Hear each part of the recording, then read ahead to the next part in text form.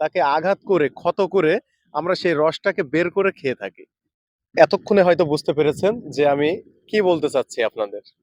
আমার পিছনে যে গাছগুলো দেখতে পাচ্ছেন শতবর্ষী পুরনো একটা একটা খেজুর গাছ। এই গাছের রস আসলেই সুমিষ্টি। এই খেজুরের রস আমরা সবাই খেয়ে থাকি, আমাদের সবারই প্রিয়। খেজুরের রসের একটি বাক্য আছে আমাদের এই যশোর অঞ্চলের। প্রবাদটি এমন যে যশোরের যশ খেজুরের রস। আসলে এর পেছনে অনেক কারণ আছে। আমি যে পুরো এই যে লাইন ধরে যাচ্ছি এই সবগুলোই দেখেন উপরে কিন্তু ভাড় পাতা আছে। আমাদের অঞ্চলে এই যে মাটির যেগুলো দেখছেন গাছে টাঙানো ওগুলোকে কিন্তু ভাড় বলা হয়। আমাদের এই যশোর অঞ্চলে এই শীতকালে কিন্তু খেজুরের রসে ও গুড়ে অনেক বিখ্যাত। পৃথিবীর প্রত্যেকটা মানুষেরই এটি প্রিয় খাবার। তেমনি পাশাপাশি কিন্তু পাখিরও অনেক প্রিয় খাবার। আপনি একটু লক্ষ্য করে দেখতে পারবেন যে বিভিন্ন প্রজাতির অতিথি পাখি কিন্তু এই খেজুরের রস খেয়ে থাকে। এবং এই যে খেজুর গাছ, এই যে রসটা আমরা খেয়ে থাকি, এই রসটা আসলে কিভাবে আসে জানেন?